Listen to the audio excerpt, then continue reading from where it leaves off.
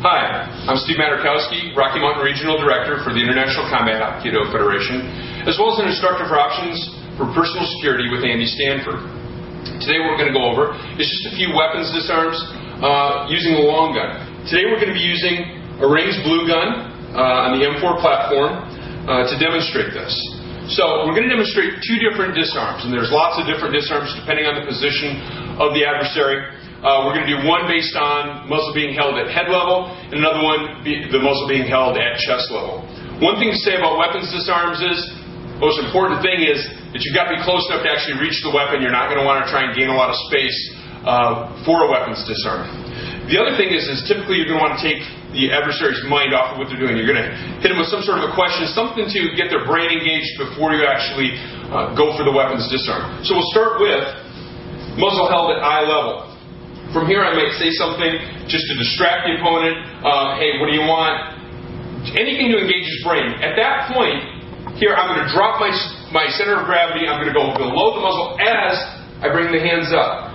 So if I can start with my hands already up in a position, this is going to be a natural position for somebody with a gun held to their head. So from here again, I'm going to drop my center of gravity. My hands are going to come up, grab the muzzle. I'm going to securely grab the muzzle.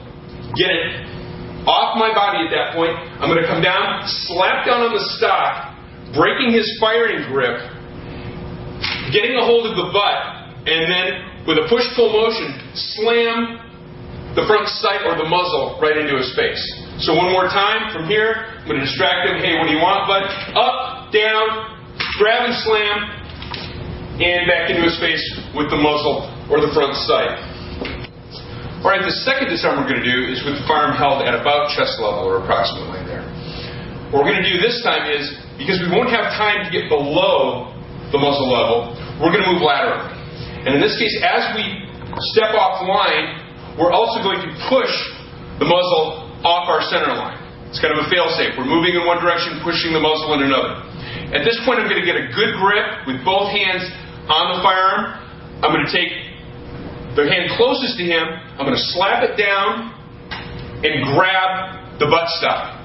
At this point, I'm going to use another push-pull motion to both slam the front side of the muzzle into his face as I'm pulling and stripping the firearm from his firing grip. So one more time at speed. From here, I engage him. Hey, let me give you my money, whatever. I step off line, grab, slam, push the muzzle back in, strip, and if I want to come back through and hit him with the weapon, that's fine. Okay, next we're going to talk about weapons disarm using a firearm with a collapsible stock. And in this case, the collapsible stock is in the collapsed position.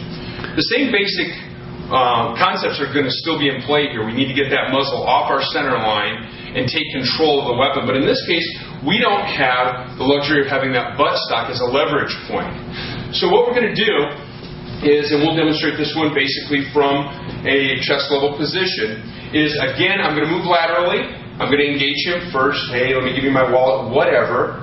As I engage his brain, I'm going to step off line, pushing the muzzle off, and I'm again going to take control of the muzzle. At this point, since I don't have the buttstock, I'm going to, as a leverage point, I'm going to need to slide in a little bit further. I can hit him with a number of different weapons, my fist, my palm strike, and elbow as I come through. And now what I'm going to do is I'm going to just wrap his arms. At this point, now I've created a lever by isolating his arms and his hands here and stripping it off. From here, I've got the weapon, I've got him. I may need to disengage. There's several takedowns I could do. Or if I just disengage, I may just come back through and just strike him with the weapon. So that's another way we can do this with a weapon with a collapsible stock.